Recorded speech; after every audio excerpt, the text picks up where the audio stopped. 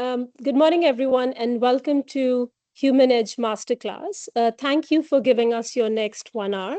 I'm Dr. Seher Mehdi, Head of Biosciences at Humanedge.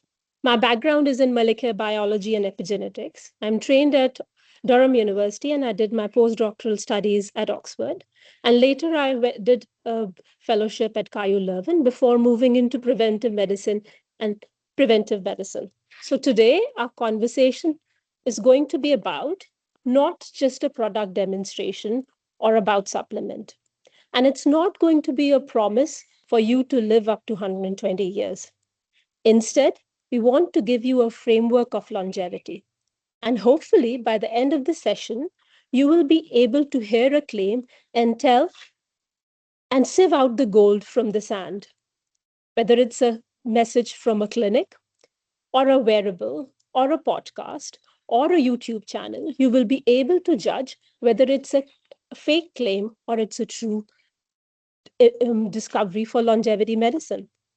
But before we do that, who is Humanedge? Humanedge is a precision longevity practice based out of Mumbai and is founded by Dr. Marcus Ranney in 2020.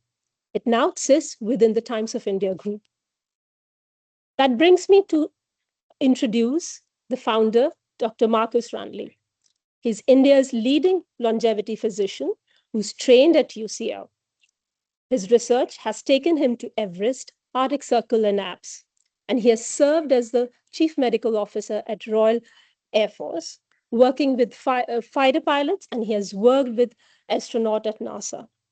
Why this context is important today for longevity medicine? Because longevity medicine is not a detour from extreme physiology.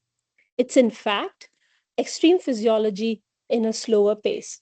And that's why Marcus is the right person to introduce you to the longevity medicine. Marcus, all yours. Hi, everyone. Good morning. Hi, Seher. Hi. The format for next 30 minutes is going to be that I have some slides divided into 3 sections, of rather 4 sections. We begin with the foundation of what is the actual meaning of longevity. And I think it's one of the most misunderstood word today. So we'll talk about the foundation.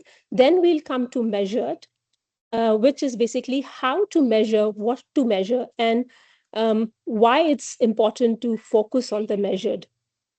Then we come to understood of how a health claim should be read and how it should be sold. And then improved, the levers are here ranked by evidence rather than novelty.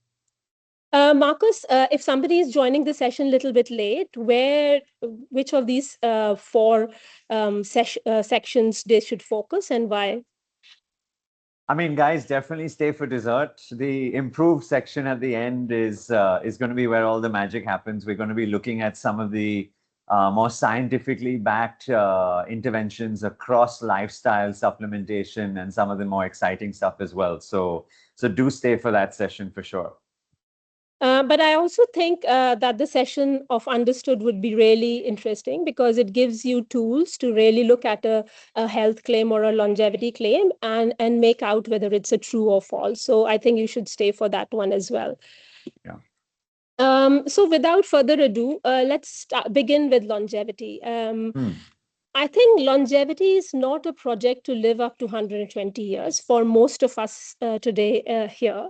It's frankly not what you or me really want. And we often hear about these 2 words when we hear about longevity. One is lifespan, of how long we live. And currently for India, that sits roughly about 70 to 72 years.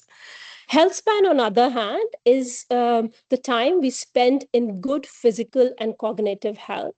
And that health spans for India sits to about 58 to 60 years currently. But the number here to address is the gap, the current gap, the time that is spent in poor health or decline is really huge for Indians, is almost double from the global numbers. It sits about 10 to 14 years for Indians. And this is the target. The gap is our target. It's not really about extending your lifespan. I think that happens as an outcome anyway. But what we want to do is, as long as you live a healthier life, and that span of poor health or decline can be minimized. And that's what the scope of longevity is.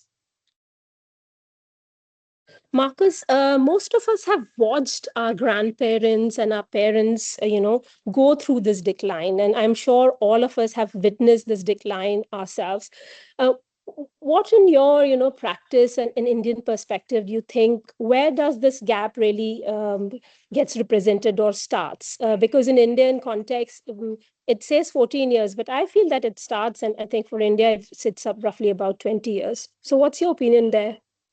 This point was never clearer to me than last year. There's this famous social media influencer called Brian Johnson, who some people who follow the world of longevity are probably familiar with. The guy who claims to spend about $2 million a year on his longevity. And he was in India doing a couple of conversations. And immediately after he left, a lot of folks started to reach out to me, and they said that, Doc, we want to access longevity, but not in that lens. And his lens is very much about don't die, which is this idea that we can reverse aging or live forever. What was most interesting out of the conversations I have is that people are much, much more aligned with the idea of living healthier, wanting to reverse some of the trends in terms of energy decline, wanting to bring back more focus, more concentration, just have the ability to play with their young children or young grandchildren, spend more time with their friends. And unfortunately, because of the societal construct, high access to low nutrient, calorie dense foods, high sedentary living, poor sleep, environmental stressors and toxins around us from air, water, soil, food, etc. Our bodies are being subjected to a series of barrages of bad stressors laid upon, I'm sure we probably go into this later on, some of the poor genetics that we carry anthropologically as well. And because of that frailty, that fragility is starting at a much younger age. We see fatty liver disease in up to 40% of our clients from as young as their late 20s, early 30s. Low testosterone values in men in their mid 30s. Perimenopause, so that beginning of the menopausal journey in women happens 9 years earlier to a South Asian woman compared to a Caucasian counterpart. So a variety of reasons are leading to this decline that you're describing, Seher, this gap, this delta between lifespan and health span. And that's happening for many people in their 20s and 30s, which should be happening much later on. So, we have our hands full. And that's why we're doing a session like this today as well. Absolutely. And I think there's nothing worse than living a very long life and starting or, suffering from a disease from very, very young age. And by very young age, I mean in your 40s or 50s, that is not the age where you should be suffering. That should be the optimal age for your performance and your cognitive and your physical health. That brings me to the biology, and I promise I'm not going to spend too much time on this slide, but this slide is basically a condensed form of what work has been done for past 2 decades in the aging, in the science of aging, really. And what I want you to be familiarize yourself is while there are 12 hallmarks of aging, what you really have to worry and think about is the columns I have segregated them in, or rather the community has segregated them. The primary drivers of aging, drivers like genomic stability, the mutations that you accumulate over time, telomere iterations, these ends of chromosomes that get depleted by in every cell cycle, these epigenetic alterations, these chemical tags that you get from your diet, your food, that alter your genomics and alter your disease predisposition. Loss of proteolysis, basically proteins getting disshaped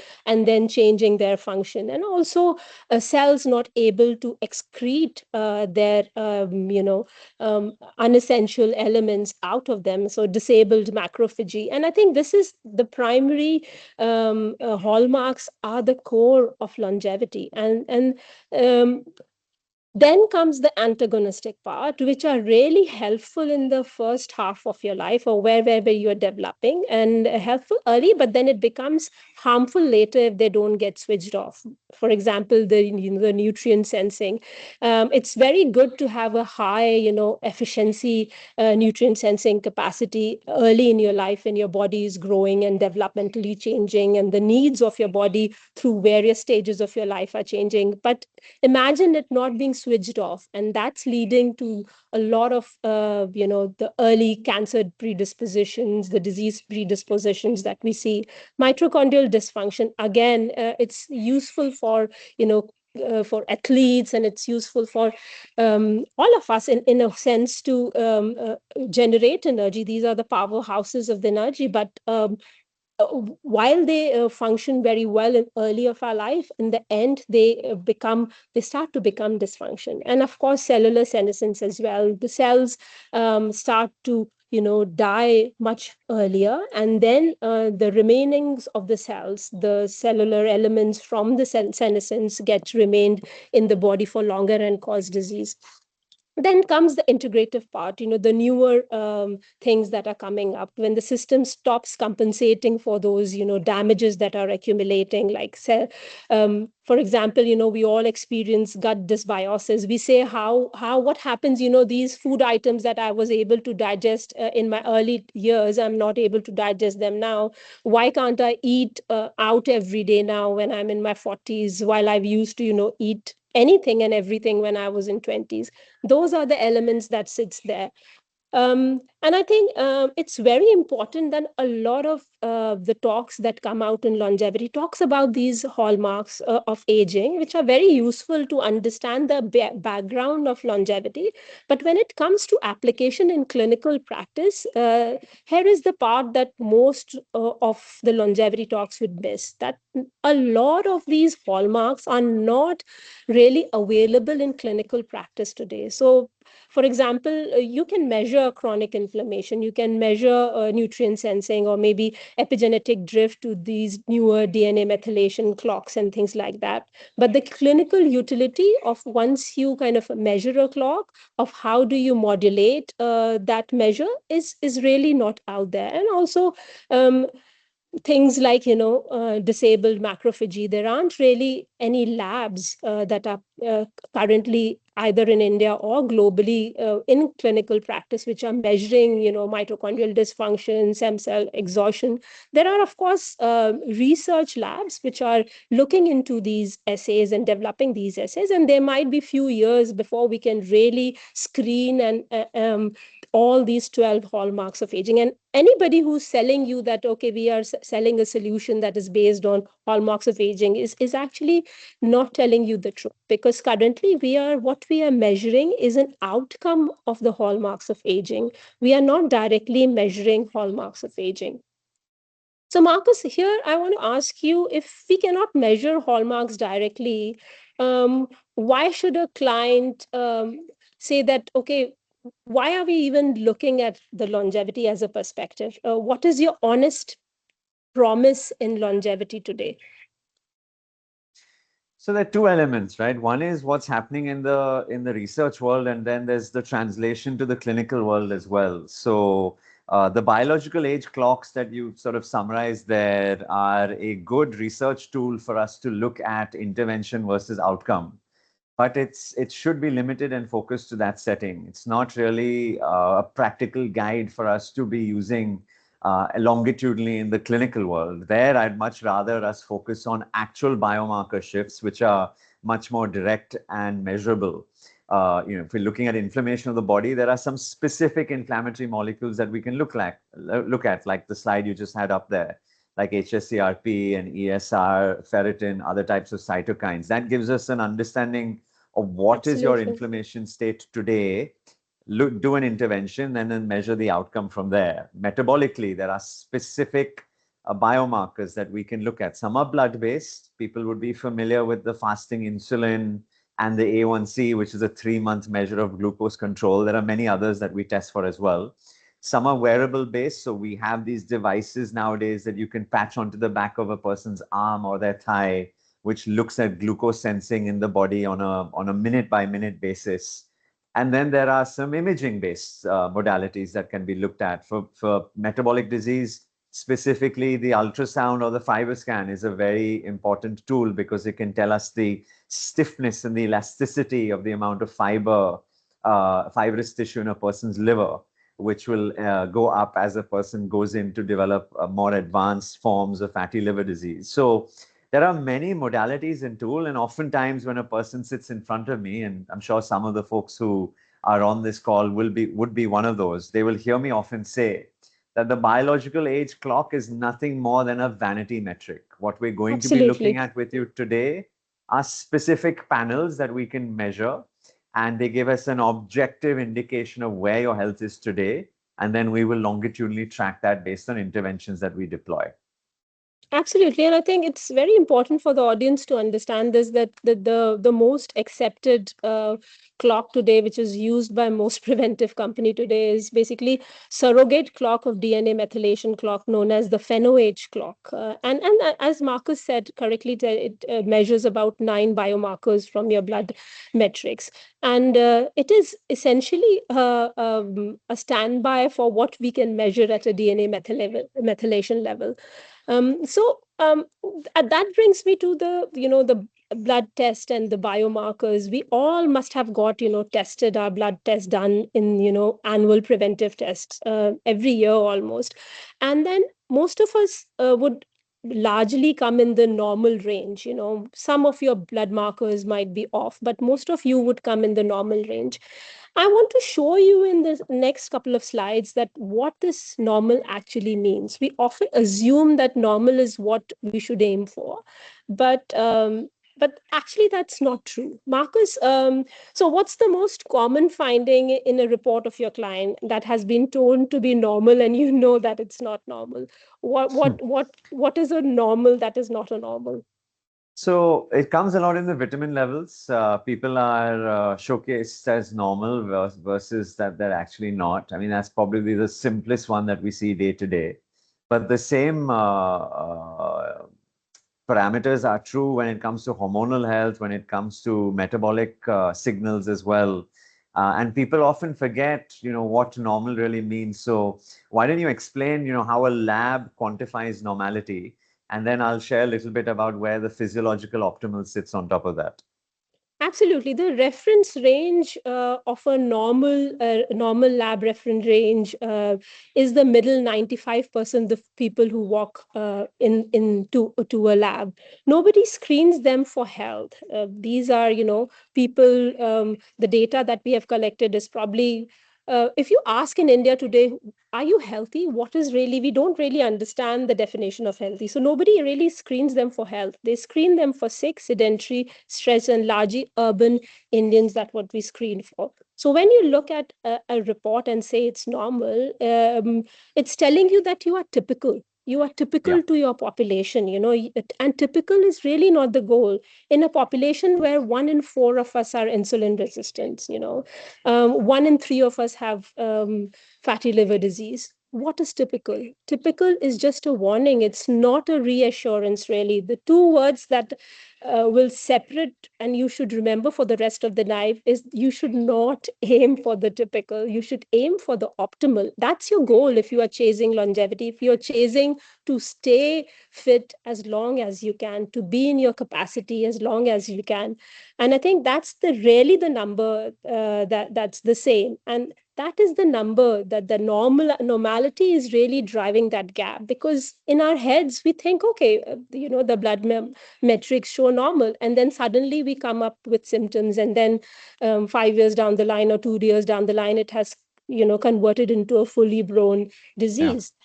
I'll give you an And I think example of this ahead for the audience. So, using the simple blood test of a vitamin D3 level, which is exactly. one of the most common blood samples that people here would be doing, the lab ranges typically show that a value of 30 would be considered quote unquote normal.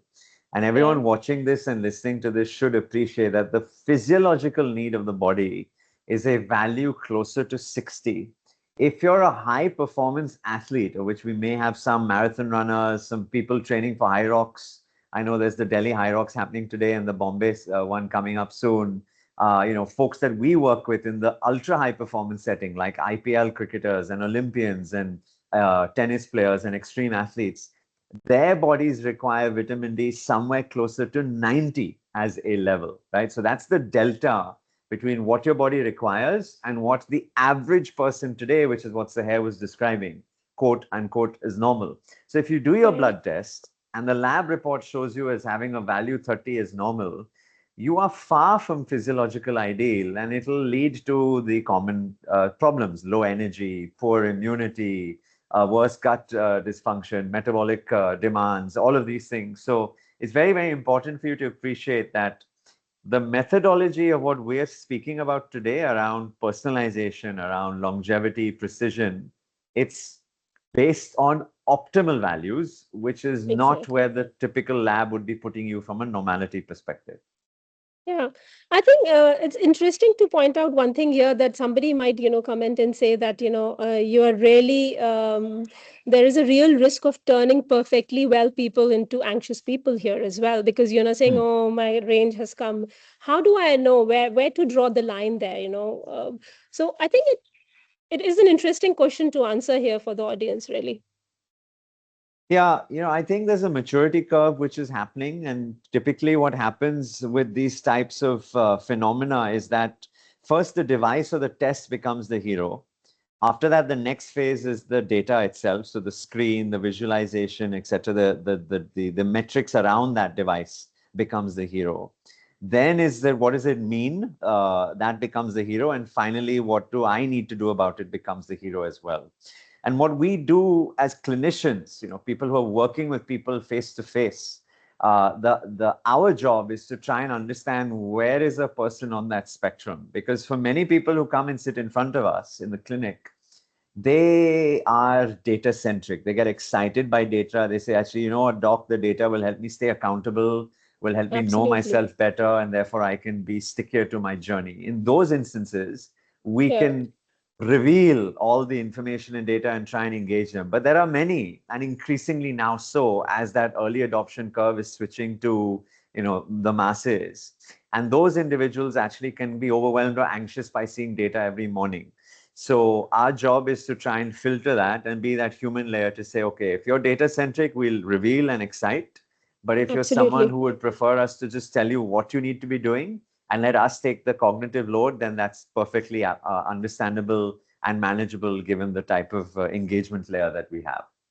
Absolutely. And I think that's very important to reiterate here, that often longevity practice is something understood as something that can be practiced on your own, while, there are lots of longevity, ideas and claims and all sorts. You need a clinician, you need a proper guidance when you're following a longevity protocol, because it helps you, demystify a lot of the claims that a longevity practice would be making. It also helps you the clinician would handhold you throughout your journey. So all the anxiety that comes with, maybe being in that outer outlier zone is kind of managed by your clinician as well.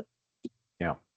I think another thing that most of the preventive health packages, or so to say panels, do today is basically we have reference ranges which are basically meant or are measured in Western bodies. They were never meant for Indian bodies, and that's the problem. I think it's kind of makes this slide one of my favorite slides, because if you look at coronary disease is present in Indians and South Asians almost a decade before, as compared to Europeans, and that too with a much lower LDL cholesterol. So it's not very typical, presentation of coronary artery disease or coronary disease in Indians. Yeah. Similarly, when we look at their, this BMI, we much have much lower BMI, but we have this what we call as thin fat phenotype.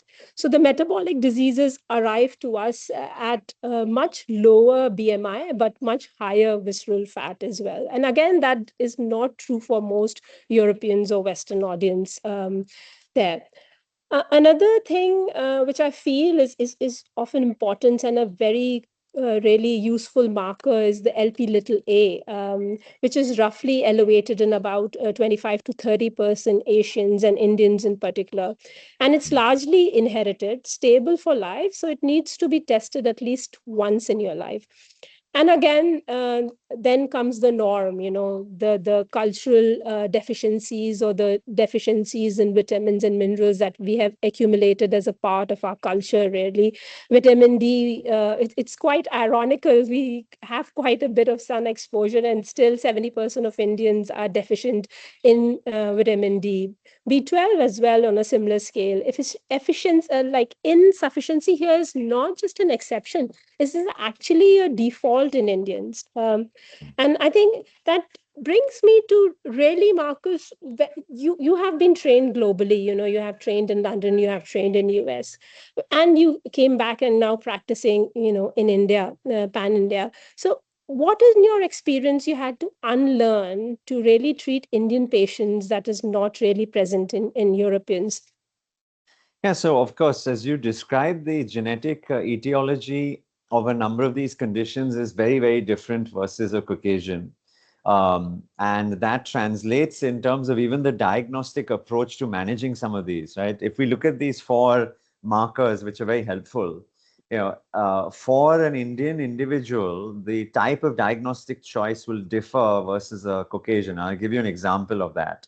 Take the first one, right? You very rightly pointed out that coronary artery disease is different for us in India versus in the West.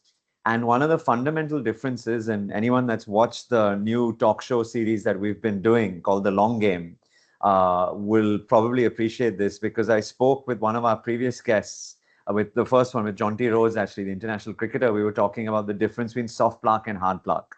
Now, for a Caucasian, a test like a coronary calcium scan, which looks at the buildup of calcium in the vessels around the arteries of the heart, is a pretty strong screening diagnostic to look for coronary vessel disease. That works in a Caucasian because they tend to favor more hard plaque deposition. In India, because of the genetics that you were talking us through, especially the LP little a, we tend to get more soft plaque. And that soft plaque will not be visible in a radiographic image of a coronary calcium. And therefore, in India, we need to do a slightly differential workup. We need to look at the carotid vessels going up to the brain through an ultrasound.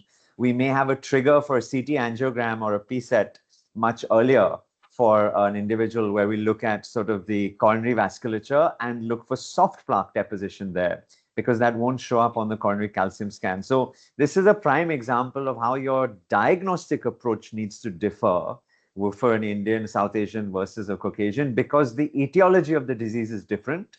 And therefore, the Absolutely. expression of that disease, the phenotype, is very different, hard plaque versus soft plaque. And that will cut Absolutely. across any of these things, right? For the BMI, very classic example, because the BMI charts will showcase Indians as being quote unquote normal, but actually for our genetic makeup, we have the obesity happening at a much earlier point.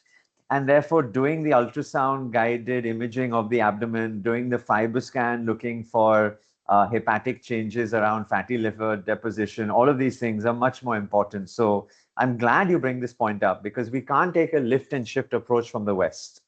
We have to take a Absolutely. differentiated diagnostic approach. We have to customize our values and thresholds because our numbers are different. And as I'm sure we'll go on to in the next section, our approach towards intervention will need to be subtly changed as well. Absolutely, and I think it's good that you highlighted these points. And I think with regards to the BMI, I think the better metric for Indian is the waistline.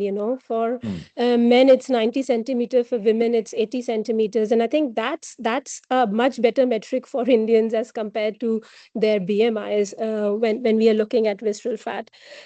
Okay, and again, one another thing that is often neglected in these panels or preventive health tests is the afterthought, or that the gender differences that happen Yeah.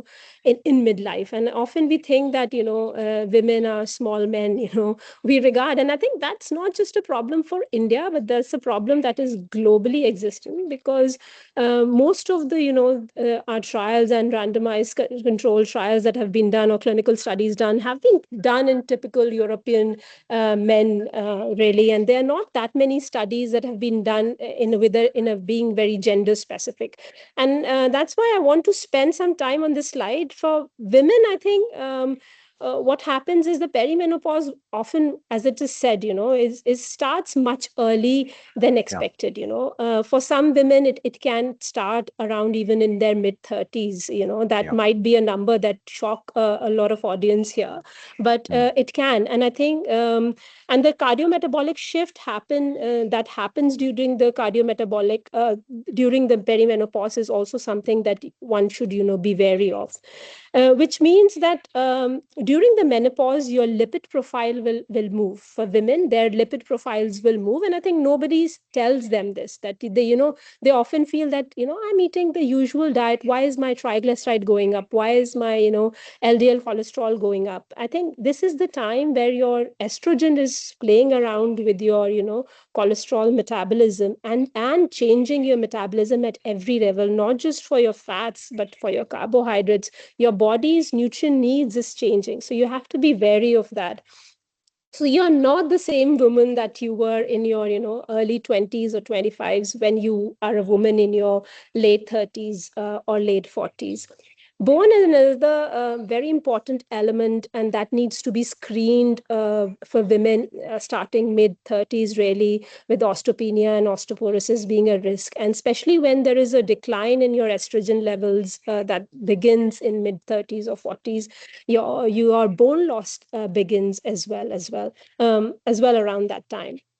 Another important metric is the how your blood is carrying the iron. The ferritin in your blood will, in your 30s, might be normal, but when you come in your menopause, around your menopause or perimenopause, that number, your iron, suddenly your body's iron requirement starts to change, and you'll see that reflected in higher ferritin levels. And that's often a sign of chronic mild inflammation happening in your body as well. So those are the kind of few key markers that women should look around when they think that their body has started to go down that plateau or started to age. For men, I feel the clock begins much earlier. For both, for I think most South Asian men's or Indian men, the ApoE begins to change. This lipoprotein that gives you an indication of your heart health starts to change around their 30s. The fat goes visceral. That means it starts to accumulate around your abdomen.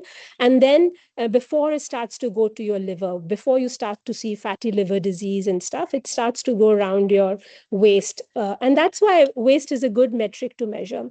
Blood pressure is another thing that men should be wary about. And as they are aging, should keep an eye on, which is mostly you can be asymptomatic and or maybe feeling fatigue and headaches and stuff like that.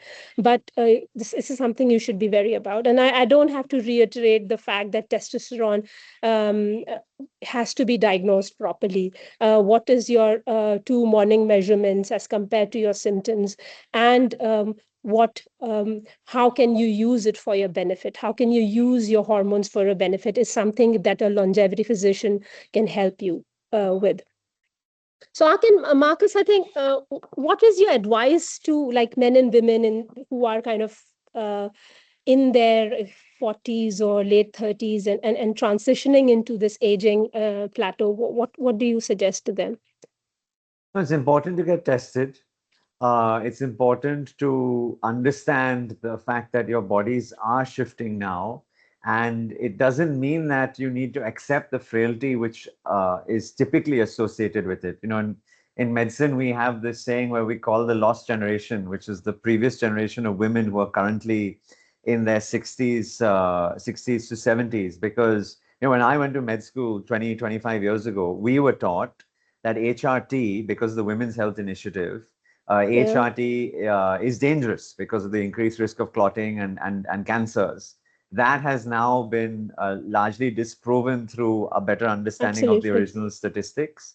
And the US FDA has even removed the black box warning on hormone replacement therapy. So now for a lot of women, the utilization of hormones up to 10 years post menopause can be beneficial, not just for managing symptoms, but more importantly, for mitigating the risks of cardiovascular decline, of bone loss, osteopenia, and Yeah, muscle loss, sarcopenia.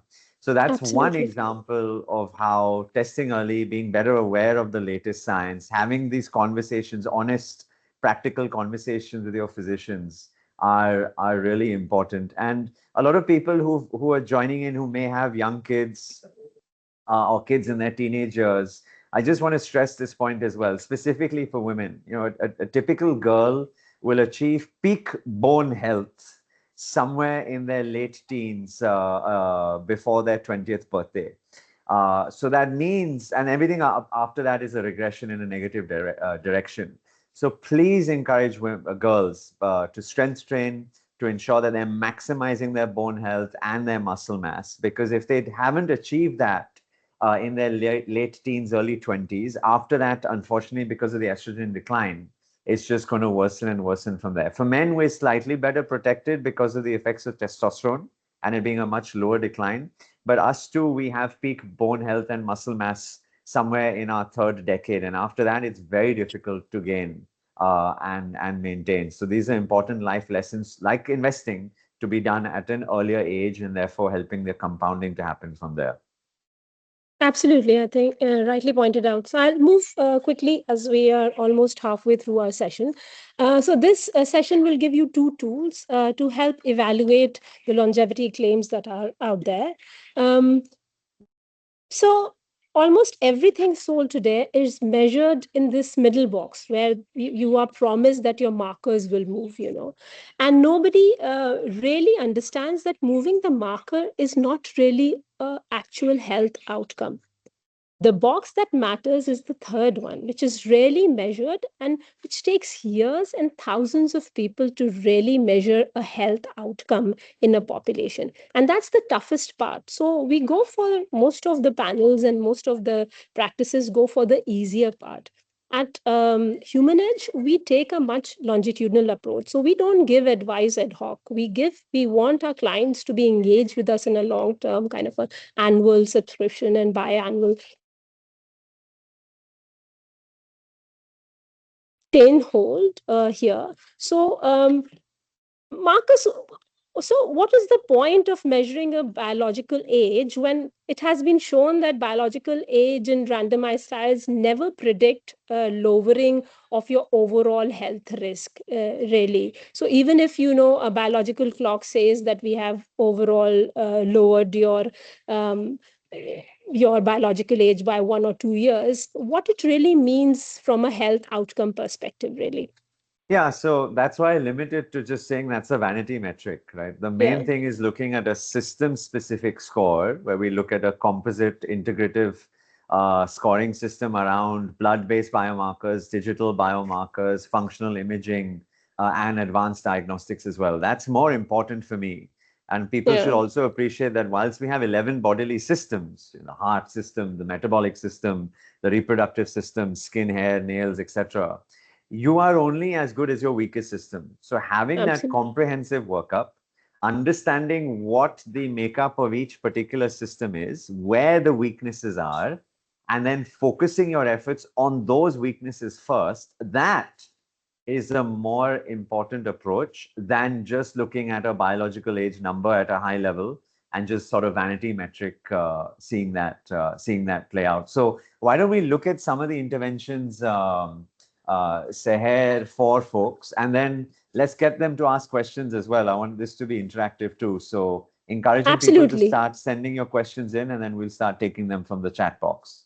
Absolutely, absolutely. And I think the last point, the second tool that we want to give you is always look at a health claim from an effect size of how big population it has been tested in, and how what is the certainty of evidence. So I think at Humanedge, what you see on the right hand side, the boring interventions like quit smoking, control your blood pressure, work on your cardiorespiratory health, work on your strength, are the things that we suggest our clients, and also things that work are most kind of certain with high certainty and small effects is basically fixing for your foundational mineral deficiencies. I think that is often very neglected because those are the starting points of kind of damages in your system as well. So I'll leave you with that. Two things to remember here. Bottom line is basically whenever you're looking at a health claim, always look at the size of the population it has been tested to and what is the quality of the evidence, and not go for where there is very low certainty in the claims, but there is a high kind of promise of a high effect, like NADs or other longevity interventions that are out there today. Okay. I think here what I wanted to say is basically when we talk about diseases, we often forget that the underlying driver of all these aging, whether it's arteriosclerosis, metabolic disease, cancer, neurodegenerative diseases, and in the end we have sarcopenia, which is actually not a disease, but all these are basically governed by the underlying changes in your aging. So because of the accelerated aging, these diseases happen. So rather than fixing for individual diseases, if we go after looking for the sort of for the metrics that the biology of aging is telling us, the markers that are indicating towards accelerated aging, we can help you tackle all these individual diseases. So I'm going to kind of get to the improved section where we can start taking the questions as well.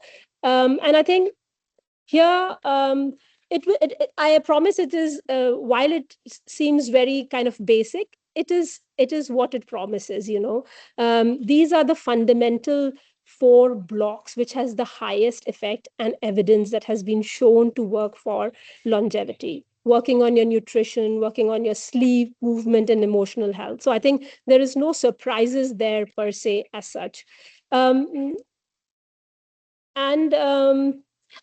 Then that brings me to the last and final slide before we open for the audience, is the order in which these interventions or things have been shown to have an effect. So here it's not based on the novelty or the size of the voice or the noise that you hear in the media about. By evidence, if you work on your cardiorespiratory health, it has the largest effect on your longevity, full stop. If you have a good VO2 max, then that can compensate for a lot of bad habits, so to say. So build for your good cardiorespiratory health, work on your muscle strength. And I think Marcus can illustrate further. I think, Marcus, this list is not very glamorous per se as such. And people who are, looking for newer inventions or working towards these new peptides or new compounds or miracle compounds, this list does not have any of that. What is your take on somebody who's coming for you to, give them fancy peptides and or NADs and stuff like that? What is your advice to those people? Look, I totally get it. Everyone is inundated with social media these days, and there's a lot of glamour by loud voices. What I want to throw caution to the wind to everyone listening is that a lot of the fad interventions are not based on real large data sets, and certainly very few of them actually human data sets. Some of them are based on animal models, which are fine mechanistically. But until we have confidence from human data in a controlled study environment, it can be dangerous for that. So the basics, unfortunately, are boring, but they are the most powerful tools that we have available. It's the reason why I'm a big proponent of exercise or moving the body every single day. Getting an hour of movement is critical. Being careful and selective about what you eat, how much you eat, and when you eat is another powerful tool. Ensuring that you have a sense of community around you, whether that's at work, whether that's at play, whether that's for family, building good relationships, creating a sense of purpose, including more joy in your day-to-day lives. These are all very powerful things. Making sure your bedroom environment is well set up for sleep so that your body achieves a high recovery score at night to improve your metabolic health and your bone health and your heart health and your brain health, right? All of these things are basic building blocks proven by science, based on human studies, which can move the needle very significantly. And if you achieve these things, sleep, fuel, move, breathe, and connect, the 5 pillars that I often talk about, then we're ready to have deeper conversations around, is a peptide an effective molecule for me? Should I be hyper supplementing myself on some of these small molecules? Can I look at some of the pharmaceutical or pharmacological agents? What can I do with hyperbaric oxygen, red light therapy, cryotherapy, steam sauna, right? That's where we can then have those conversations. But if you're not focusing on the building blocks first, the rest of them, you've probably heard this phrase before, is just plaster over the cracks and you're not fixing the foundations. Absolutely. I Let's think get that some was questions ahead. Let's absolutely, get some questions. absolutely. Yeah. Yeah. I think I just leave you guys with this slide on our offerings here as well. They're basically the method that we talked about, measure, understood, and improved, is applied across 4 protocols. And really, the offerings aren't different. It's just the lens which we are looking at gets deeper and deeper with each offering. So yeah, I'm open. I have some questions from the audience. We got about 100 questions from the audience before. I want to begin with Monish Lakhani's questions. Yeah. Would you recommend creatinine as a regular supplement like vitamin D? If so, how much and why? Yes. Creatine has been proven to show, based on human data, that it can be a very effective supplement to consume because it improves muscle health, it improves brain health, and it's a fuel that can be effective for your cardiovascular system as well. Now, there are different approaches. Some people talk about a loading dose, some people talk about a maintenance dose. Our approach is pretty simple, 3 to 5 grams a day based on physiological need. Please understand that there is a fallacy where that creatine will affect negatively your kidney function. For the vast, vast majority of people, that blood test is the inappropriate blood test because when you take creatine as a supplement, the liver will begin to alter that. It'll add another phosphate group and it becomes creatinine. And that creatinine has to be filtered by the kidneys, and therefore more creatinine will be present in your bloods, showcasing a worsening kidney function. That is not the case. The most sensitive blood test to use is the cystatin C, or do a urinary albumin creatinine ratio, and that will tell you if there's any change or not. So creatine is proven to be effective, can be taken by the vast majority of people, and you need not fear about the kidney dysfunction. And if you are checking for kidney dysfunction, please make sure you do the more appropriate blood test, which is either the cystatin C or the urinary albumin creatinine ratio. Absolutely. And I think there is another question that is coming in from Dr. Vijay from London. Is Yeah. longevity for the privileged only?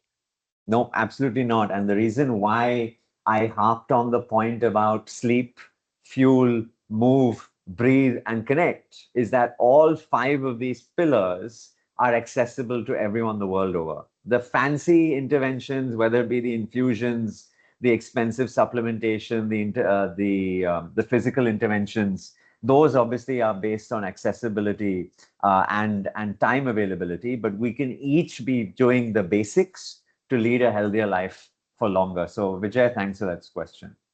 Okay. I think there is another question is what interventions can change one's epigenetics? Epigenetics is the translation of your genetic code towards the expression of those genes. And what that means is that once the information might be present at a cellular level, our bodies will switch on or switch off particular genes based on the cellular environment that it's being exposed to. So the choices you make, the lifestyle decisions, the exposure to particular stressors in your life, environmental or internal, these will all change the epigenetic makeup as well. So I remind people that when you talk about nature versus nurture, you are in much more control of the expression of genes Absolutely. than you truly appreciate. So never come in and tell me, oh, doc, I'm going to get diabetes because my parents are diabetic or my grandparents are diabetic. No, you have the power within you to choose the right lifestyle choices, which will alter and change the trajectory of your health towards better long-term health. Absolutely, absolutely. There's another question which is probably of much interest to the audience and very controversial as well, which is Mm, coming from Ramanan M. Is mm, semaglutide safe? There is a lot of talk about GLPs and their yeah, safety and stuff. And yeah. should it be used for longevity perspective? Yeah, so GLPs are a new class of peptide. Peptides have existed for many years, everyone. Firstly, let's appreciate that a peptide is nothing more than a chain of amino acids. And the best and oldest known peptide that we use frequently is insulin. And insulin is safe, well tolerated, and can be very effective. Right? The GLPs came onto the scene a few years ago. There are three generations of it: semaglutide, tirzepatide, and now retatrutide as well. And with each successive generation, there is a augmentation in the mechanism of action and therefore the efficacy of these. Peptides or the GLPs, let me reclassify, can be a very powerful intervention for the right person at the right time. Someone who has got a high metabolic stress on the body, who can use a GLP as a catalyst to improve their metabolic health whilst in parallel creating the right sustainable approach, i.e., dietary changes, strength changes, and better sleep and supplementation. In that powerful combination, you can see quite effective outcomes. But like everything else that you put into the body exogenously, there are risks of infection, risks of poor quality product, risk specific adverse event risks, and risks of systems, particularly nausea, pancreatitis, gastric disturbances, etc. So a GLP must be utilized under the guidance of an endocrinologist and oftentimes with a combination of good nutrition, good strength and conditioning, and lifestyle changes. Number one, a GLP should be used only short to medium term and never considered as something lifelong as an approach. And if you can contain these two powerful principles, you can use it to your advantage. Absolutely. And I think that's a spot on, really, that the drugs themselves are not bad. I think they're designed for a purpose, is how you take them and how for what purpose is the question here. Another question that is coming along and sounds very interesting is from Gaurav. What is your take on fasting as a tool for improving health and Yeah. longevity as well? I think that's very, very apt for today's conversation. It's a very powerful tool, and in fact, there are a large number of studies globally done which have showcased that calorie restriction is a powerful tool to help extend lifespan. And it's present across different models, right? From C. elegans through to mice, through primates, and even in some human studies as well. The key here, Gaurav, thank you for the question, is that we're talking about calorie restriction, right? That translates to intermittent fasting in social media and this idea about time windows. But the biggest benefit has been shown around restricting the amount of calories. So oftentimes what's the most important is how much you eat, then what you eat, and then finally when you eat. So if you get super nuanced of, oh, my eating window should be 12 hours today, 14 hours tomorrow, 16 hours, but when you're eating, you end up consuming a lot of high calorific, nutrient scarce foods, trans fats, high fructose processed foods, then you're going to get no benefit of fasting or intermittent or calorie restriction. But if you're eating whole foods, you're restricting the windows, and overall, you are creating slightly restrictive calorie consumption. Your body is going to benefit, typically more men than women because of the monthly cycles and hormonal changes. It's just easier to integrate because of that cycle. But many women can also get benefit as well. So I'm glad that question came up. I remind people to use it as a tool, but it's very nuanced and it should be scientifically led as a protocol rather than a high brushstroke saying everyone should fast for 16 hours every single day. No, absolutely. And I think this fasting is not a newer concept for India. We have been fasting religiously for ages. So, Yeah.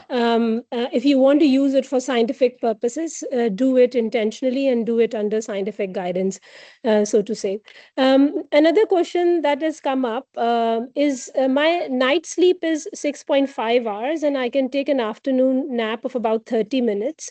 Can insufficient night sleep be compensated by short naps during the day? That's a good one, I think. It's a great question, and it comes to what happens in the sleep cycle. So when you're asleep at night, the brain every 90 minutes is resetting itself. And during that period of reset, it's being exposed to different sleep phases. You've got deep sleep, you've got REM sleep, and you've got light sleep.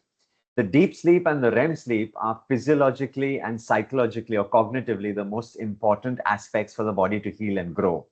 And your body changes the amount of time it spends in each of these two phases as you go through the night. We typically start with much more deep sleep, which are physical repair, and then we move on to REM sleep, rapid eye movement, which happens in the latter sleep cycles, and that's for cognitive improvement as well. If you aren't accruing enough time in each of these components, your body is not going to get the benefit. And therefore, that small 20, 30-minute nap in the afternoon, whilst it might give you a second wind of energy to help heal and deal with the rest of the day, you're not spending enough time in REM and deep to accrue the benefit. And therefore, over a period of time, you will inevitably lead to something that's called sleep debt. And that sleep debt is very dangerous. And it's now been proven in human studies that sleep debt, as it accrues through our ages, is one of the most powerful positive correlates with neurodegenerative disorder and decline. So brain health disturbances Absolutely. and diseases of neurodegeneration as we get older. So sleep. That's why. Who asked the question? What was the name of the person who asked the Yeah, question? there isn't a question name for this Okay, it person, was but anonymous. yeah, yeah, So just whoever yeah. asked this question, the reason why whenever I talk about my 5 pillars, I always start with sleep because sleep is the beginning of better health span and longevity. You fix your sleep, then you can move on to the other pillars thereafter. Absolutely, and thank you for that answer, Dr. Marcus. Another one from Dr. Sanjay. Do you think Indian population, which is mostly grappling with metabolic disorders, is ready for a longevity paradigm shift per se? I think that's also interesting, much more philosophical question, but an interesting one, really. Yeah, it's true. And if you look at the lens of longevity through the main drivers of deaths, and Seher, you had that slide earlier, which looks at sort of the 4 or 5 horsemen, which are cardiometabolic disease, cancer, neurodegenerative disease, and then respiratory disorders. It is Mm, absolutely true that in India, the vast majority of complaints are happening because of the metabolic explosion, which leads to yeah. cardiometabolic renal types of functions. So when I look at health span, and when I consider extension of lifespan, a core focus of us in India is around improving metabolic health, improving insulin sensitivity, better nutritional control of sugars long term, improving the atherosclerotic disease burden of cholesterol, leading to soft plaque deposition in the heart, in the brain vessels, and then affecting the kidneys as well. So, if we can improve metabolic health in India, we will go a long way towards extending our health span and improving our lifespan as well. Absolutely. And I think I'll take one more question before we break. Sure. Uh, Mr. Pradeep Gopal says, thanks for sharing the knowledge on this topic. My question is a lot of Indians are chronically under muscled or suffer Yeah. from sarcopenia, as well as high body fat, which is a perfect storm. Typically, one cuts body fat through caloric restrictions or through diet. However, this is not ideal to put on muscles, especially for the folks who are in their 30s and 40s. Any thoughts on alternative approaches here? Building muscle has got 4 quadrants. Number one is the substrate that you consume. So, fueling the body with the right amount of protein, which is why for everyone in our program, we always measure their protein floor. What is the minimum amount of protein that their body requires in order to achieve better muscle gain? So, that's the first quadrant, protein as a substrate with amino acid recomposition. The second is the amount of time that you spend stimulating the muscle to grow. Muscle will only grow and expand when it is being stimulated through resistance training. That can be done at home, it could be done in the gym, it could be done outside in the outdoors. But your muscle requires a stimulus to grow. The third quadrant is your hormonal biochemistry. Does your body have the right composition of testosterone, estrogen, etc., thyroids, for the muscle to expand and grow? Because if those are not in the right state, there won't be the chemical signal for allowing the cellular hypertrophy to happen and that stimulus to combine with substrate for you to be better. And the fourth quadrant, with which most people overlook, is recovery. Muscles are trained in the gym, but they grow in the bedroom. If you allow your body to rest and recover, the muscle will then grow. If you're hyperstimulating it and not allowing for a period of rest, your muscle is not going to actually grow through that process. So for you to achieve or combat the sarcopenia that I think Pradeep was asking the question around, you have to ensure that you are indexing in each of these four quadrants. And our coaches work very closely looking at nutrition, looking at movement, looking at sleep, and then finally looking at gut health and hormonal optimization so that we can help empower the individual to achieve the health outcomes that are needed for better metabolic health. Muscles are, of course, a myokine secretion hormone for the brain and the body. And then, of course, for scaffolding through osteopenic and sarcopenic benefit. Absolutely. I think without further ado, I think I'll take the last question, which is around really from Swapnil Money. What is the new thing everybody is promoting on NAD? Also, the supplements like Boswellia and too many proteins. What's your take? Will this help? Is this a true longevity claim or not? NAD is a molecule which is required by the mitochondria, which is my favorite part of the body, as some of you will probably know. And it's important for energy production. It's part of that energy ATP synthesis pathway. And the NAD molecule is an electron shuttle that allows the various complex to produce ATP. Early studies had suggested that there is a decline in NAD as we age, and therefore replacing NAD as we get older could lead to better energy production, therefore better cellular mechanistic action, and therefore quote unquote an anti-aging molecule. A more recent paper, which was published in Nature about 3-4 months ago, however, put a cynical skepticism to that claim. And in that audience of cohort, it actually showed that there was no significant decline in NAD, and therefore supplementation won't lead to be any benefit. I will say that the jury is out. I don't think it's a magic molecule. I personally, anecdotally, have seen benefit in my high-performing athletes and very frail elderly patients, where the supplementation of NAD can help lead to better energy production. But I certainly don't think it's something that's useful or important for everyone. And please be very careful, folks, because as an infusion, NAD can potentially lead to a lot of harmful side effects in the body. So if you are going to consider taking NAD, it must be done under a trained physician and must be observed when you are consuming it so that you're not exposing your body to greater harms than benefits. That was a great answer, Marcus. Last question, I think Jatin from Jatin Goyal, he's been, trying to get across us as well. And his question is, my microalbumin rose from normal to 100 after I started strength training and the whey protein. Does exercise and whey protein increase the risk of CKD? And what is the reason of my high microalbumin? There is I don't want to make this into a medical consult because obviously we're flying in with very limited data, but the principle of what the question is from Jatin is that there is a relationship between muscle breakdown, the release, therefore, of proteins into the bloodstream, and the kidney's ability to filter. Now, healthy kidneys will excrete and release proteins which are excessive for the body. And certainly, if you're doing a high amount of resistance training or you're working out the muscles, and we see this a lot. I mentioned HYROX is happening today in Delhi. We've got a lot of our patients and clients who are participating in that. And they're training the body hard. Their muscles are working out hard. They're not getting optimal recovery. There is a leak of CKD as a protein into the bloodstream from breakdown of muscle, and therefore it comes into the urine as microalbuminemia as well. So Jatin, what I would say to you, if I was seeing you in front, if I had you in front of me in clinic, we would be looking at various parameters. We would be looking at various renal function tests, imaging blood and urine, looking at recovery scores and your amount of resistance training to try and understand whether your kidneys are having to face any extra challenge or whether this is a normal physiological response for you. So that would be my answer given the limited data that I have available.